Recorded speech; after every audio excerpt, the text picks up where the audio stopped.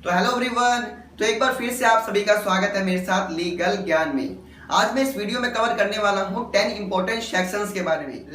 अगर कोई person fraud करके शादी करता है तो उस कंडीशन में क्या होगा। अगर आप किसी पे विश्वास करके अपना कोई सामान उसे देते हैं और वो उसे वापस नहीं करता तो उस कंडीशन में क्या होगा। और अगर आपका कोई सर्वेंट या एम्प्लॉय आपको धोखा देता है, अगर आप अपने एम्प्लॉय को पैसे देते हैं संभालने के लिए और वो उस पैसों को लेकर भाग जाता है तो उस कंडीशन में क्या होगा। ऐसे और भी बहुत सारे क्वेश्चंस के आंसर मिलने वाले हैं आपको इस वीडियो में। तो चलो इसी के साथ स्टार्ट करते हैं। आप बने रहिए मेरे साथ वीडियो के एंड तक। नंबर 1, अगर एक लड़का और लड़की हिंदू रीति रिवाज के अनुसार शादी करते हैं, जैसे फेरे लेना, मांग भरना, मंगलसूत्र पहनाना,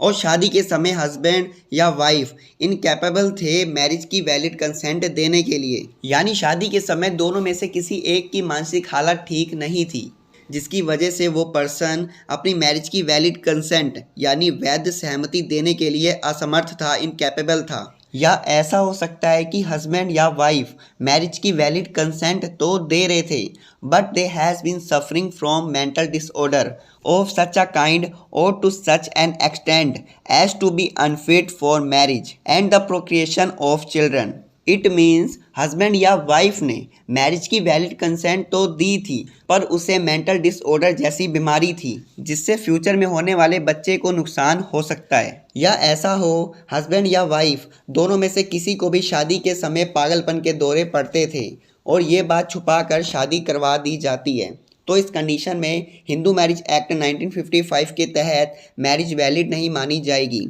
हस्बैंड या वाइफ उस आधार पर उस मैरिज को सेक्शन 12 के तहत वॉइडेबल करवा सकते हैं।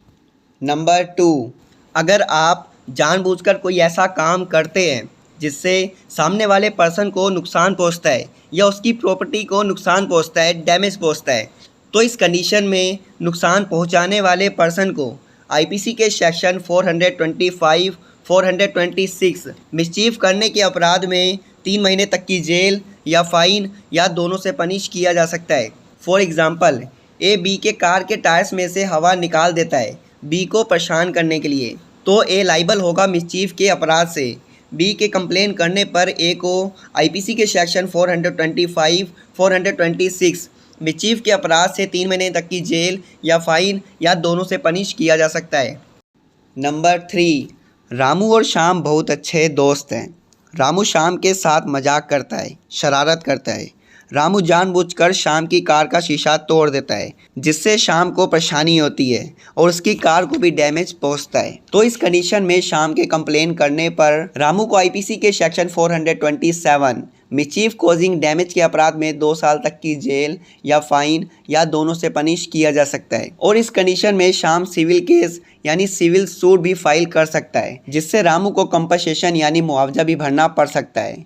नंबर 4, अगर कोई पर्सन किसी दूसरे पर्सन को धोखे में रखकर या बेईमानी से उसकी प्रॉपर्टी लेता है या प्रॉपर्टी लेने के लिए सामने वाले पर्सन को उकसाता है तो वो चीटिंग के अंदर आता है। तो धोखा देकर प्रॉपर्टी लेने वाले पर्सन को आईपीसी के सेक्शन 415 और 417 के तहत 1 साल तक की जेल या फाइन या दोनों से पनिश किया जा सकता है। फॉर एग्जाम्पल, ए बी को झूठ बोलकर अपना ख़राब फ़ोन बेच देता है, ये बोलकर कि इसमें कोई खराबी नहीं है, तो इस कंडीशन में ए लाइबल होगा चीटिंग के अपराध से, सेक्शन नंबर 415, जिसकी पनिशमेंट 417 में दी गई है, जो 1 साल तक की जेल या फाइन या दोनों से पनिश किया जा सकता है।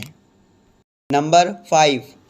अगर आप किसी पर्सन पे विश्वास करके अपना कोई सामान उसे सौंपते हैं और अगर वो पर्सन उस सामान का बेईमानी से मिसयूज़ करता है या अपने खुद के यूज़ में लाता है, तो इस कंडीशन में वो पर्सन आईपीसी के सेक्शन 405, 406 के तहत क्रिमिनल ब्रीच ऑफ ट्रस्ट के अपराध से लाइबल माना जाएगा। उसे 3 साल तक की जेल या फाइन या दोनों से पनिश किया जा सकता है। फॉर एग्जाम्पल, रोहित ए नाम के पर्सन को अपना फ़ोन देता है रीशु को देने के लिए, बट ए रीशु को फ़ोन नहीं देता है बल्कि वो बताए बिना खुद चलाने लग जाता है, तो इस कंडीशन में ए लाइबल होगा क्रिमिनल ब्रीच ऑफ ट्रस्ट के अपराध से, जिसे 3 साल तक की जेल या फाइन या दोनों से पनिश किया जा सकता है।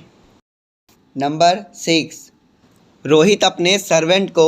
1 लाख रुपए देता है संभाल कर रखने के लिए, बट सर्वेंट 1 लाख रुपए लेकर भाग जाता है और अपना फ़ोन भी बंद कर लेता है, तो इस कंडीशन में सर्वेंट लाइबल होगा क्रिमिनल ब्रीच ऑफ ट्रस्ट के अपराध से, जिसे आईपीसी के सेक्शन 408 के तहत 7 साल तक की जेल और फाइन से भी पनिश किया जाएगा। इस कंडीशन में जेल तो होगी ही, बट उसके साथ साथ फाइन से भी पनिश किया जाएगा।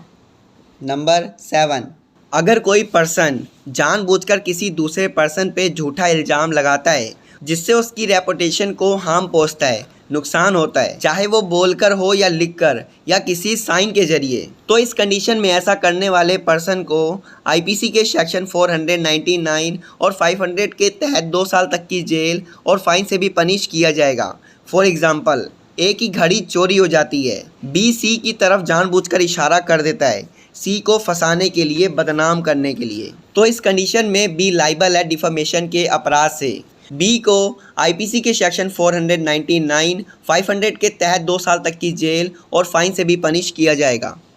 नंबर 8,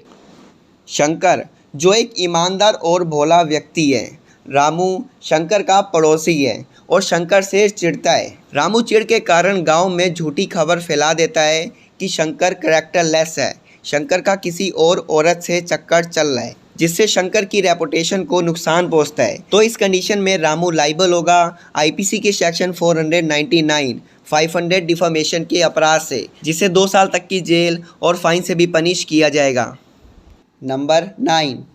अगर एक हिंदू लड़का और लड़की हिंदू मैरिज एक्ट के अनुसार शादी करते हैं और अगर लड़का या लड़की या उनके माता पिता शादी कराने के लिए सामने वाली पार्टी से झूठ बोलते हैं, कोई फ्रॉड करके शादी करते हैं, तो इस कंडीशन में हिंदू मैरिज एक्ट 1955 के सेक्शन 12C के अनुसार वो शादी वॉइडेबल कराई जा सकती है, यानी उस मैरिज को सामने वाली पार्टी के द्वारा अमान्य करनी है, यानी रद्द करवाई जा सकती है। फॉर एग्ज़ाम्पल, एक लड़का लड़की वालों को झूठ बोलता है कि वो सरकारी ऑफिसर है, उसकी गवर्नमेंट जॉब है, बट बाद में पता चलता है कि उसने शादी करने के लिए झूठ बोला था, तो इस कंडीशन में लड़की के द्वारा शादी वॉइडेबल कराई जा सकती है। बट अगर लड़की को कोई आपत्ति नहीं है, कोई परेशानी नहीं है, तो लड़की अपनी मर्जी से उस लड़के के साथ रह सकती है, बट लड़की को पता चलने के 1 साल के अंदर ही कोई एक्शन लिया जा सकता है। 1 साल के बाद उस आधार पर मैरिज वॉइडेबल नहीं करवाई जा सकती। नंबर 10, अगर एक हस्बैंड और वाइफ जिन्होंने हिंदू रीति रिवाजों के अकॉर्डिंग शादी की है, अगर वो अपनी मर्जी से डिवोर्स लेना चाहते हैं, तो शादी को 1 साल पूरा हो जाना चाहिए, तभी जाकर डिवोर्स की पिटीशन फाइल होगी। पिटीशन फाइल होने के बाद कोर्ट 6 महीने का टाइम लेती है डिसीजन देने के लिए, क्योंकि कोर्ट का हमारे कानून का सबसे पहला काम घर जोड़ना है, तोड़ना नहीं। अगर पिटीशन फाइल होने के 18 महीने बाद भी डिवोर्स नहीं होता है, तो कोर्ट उस पिटीशन को रद्द कर देगी, फिर नई पिटीशन फाइल करनी पड़ेगी। According to Hindu marriage act 1955 section number 13B, divorce by mutual consent, इसमें एक सुप्रीम कोर्ट का केस है अमरदीप वर्सेस हरवीन कौर, जिसमें कहा गया था अगर कोई ऐसी कंडीशन आ जाती है जिसमें 6 महीने का वेट करना इम्पॉसिबल है, तो कंडीशन के अकॉर्डिंग 6 महीने से पहले भी डिवोर्स हो सकता है, पर उसके लिए कंडीशन दिखानी पड़ेगी। तो ये थी आज की हमारी वीडियो। ऐसी और लीगल अपडेट के लिए लीगल ज्ञान विद रोहित को सब्सक्राइब करें। हम मिलते हैं नेक्स्ट वीडियो में, तब तक के लिए गुड बाय।